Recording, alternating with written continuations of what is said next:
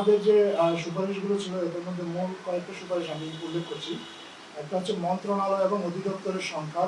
এই মুহূর্তে আমাদের 43টা মন্ত্রণালয় এবং 61টা অধিদপ্তর আছে সরকারি পর্যায়ে, এবং এটাকে কমিয়ে 25 এবং 44-এ করার সুপারিশ করা হয়েছে।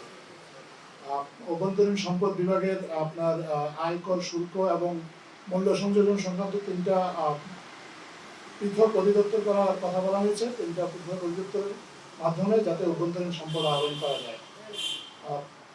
জেলা প্রশাসকদের পদমর্যাদা নিয়ে, পদবি নিয়ে বেসিক্যালি অনেকের মধ্যে কোশ্চেন আছে, যেহেতু তারা সরকারি চাকরি করেন, ওনাদেরকে ঠিক প্রশাসক হিসেবে অনেকে দেখতে পছন্দ করেন না। এই জন্য জেলা প্রশাসকদের পদবিটাকে সংশোধন করে জেলা ম্যাজিস্ট্রেট এবং জেলা কমিশনার নামকরণ করার সুপারিশ করা হয়েছে।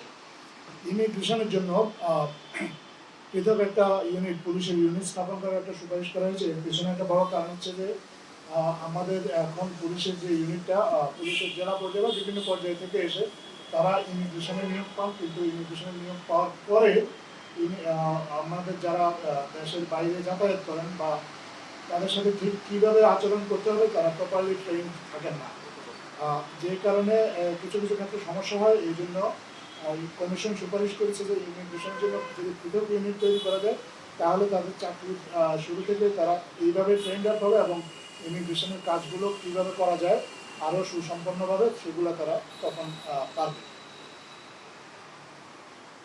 দেশটাকে 4টা প্রদেশে ভাগ করার সুপারিশ করা হয়েছে এই কমিশনের মাধ্যমে।